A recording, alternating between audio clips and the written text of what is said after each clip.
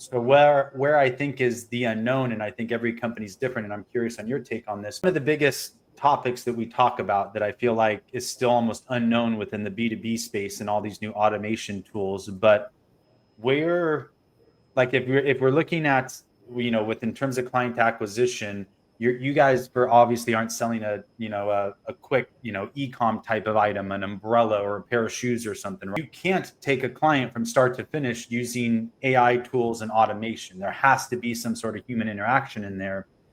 So where I think is the unknown, and I think every company's different, and I'm curious on your take on this, but where does that pendulum fall? Like if 100%, if 50-50 is 50% automations and AI, and then 50% human interaction, like finding that happy medium of, can you acquire a client with 70% automations and 30% human interaction?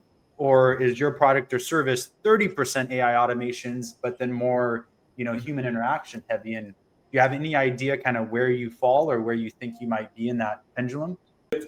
Pendulum's a great word there, because it is kind of ever swaying. And then in our industry, especially, you can have these relationships go on, years and years, and you're building up sometimes these relationships with your buyer or procurement team for your end customer, and these develop over time. So that pendulum can depend on how they prefer, the more personal interaction, how much they want a quick little response and throughput, and I think that varies significantly. But there's always more development, more integration, and I think we're not really at the stage yet where it's so defined to where we're pulling back. There's always can we integrate automation for the quoting and for the estimations and for the outreach, as you're saying. There's various levels where it's trying to plug and pull, like you're saying. What is that exact formula to where we can get the maximum automation out, but still have that personalized touch with the customer? It's an ever swaying pendulum.